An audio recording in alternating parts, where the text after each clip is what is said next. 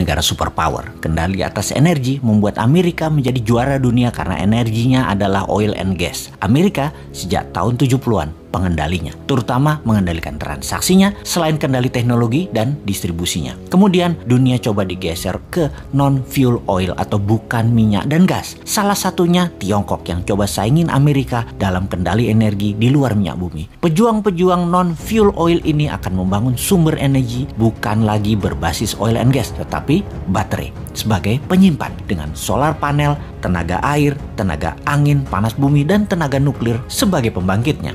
Sekali lagi, kita ingatkan kalau Indonesia mau jadi negara superpower, Indonesia harus punya sesuatu yang didominasi sebagai alat tekan. Sungguh, menjadi negara superpower wajib ada yang didominasi terutama kekuatan militer dan punya banyak alat penekan. Amerika itu militernya terkuat di dunia sebagai alat tekan, punya teroris sebagai alat tekan, lalu punya dolar sebagai alat tekan juga, punya hutang sebagai alat tekan juga, punya multilateral organisasi seperti PBB, IMF, dan lain sebagainya sebagai alat tekan juga. Kemudian tujuan New Mind bernegara adalah ingin membuat Indonesia menjadi negara superpower. Tujuan Old Mind bernegara adalah mengelola anggaran dan rebutan anggaran. Mek ngono tok. Mentalnya yaitu cuman bisa rebutan anggaran, terus mau berkuasa lagi 2024 dan rakyatnya hebat lagi. Masih terpesona sama Old Mind. Kok iso yo? Sungguh Old Mind ya Old Mind. Bahkan kalau nanti oposisi yang menang tetap otaknya hanya membagi-bagi anggaran yang 1.700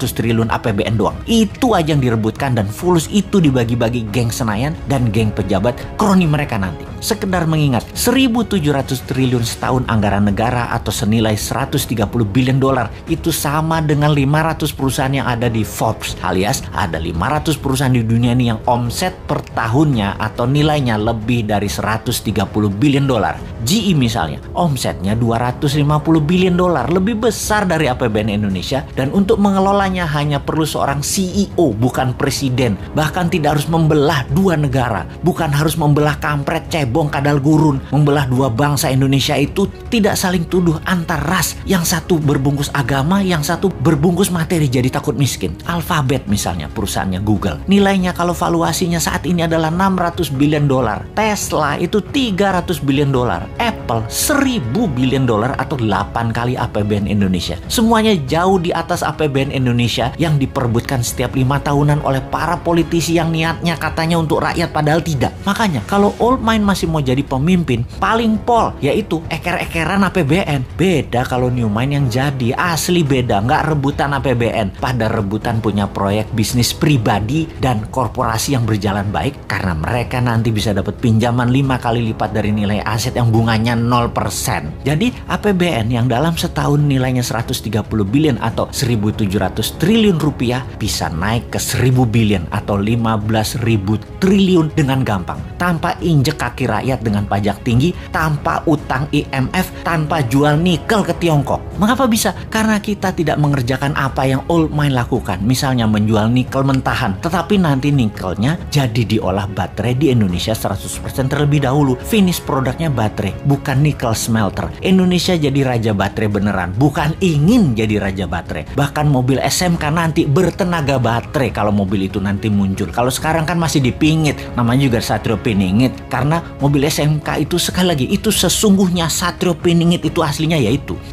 Tapi maaf nih ya, kita ada ketakutannya. Apa yang kita takutkan nih kaum New Mind? Yang New Mind takutkan dalam 3 tahun lagi cadangan nikelnya habis dihajar Tiongkok dan kita nggak ada sisa apa-apa. Jadi deh Tiongkok punya cadangan nikel processes untuk 20 tahun ke depan dan jadi raja baterai dunia.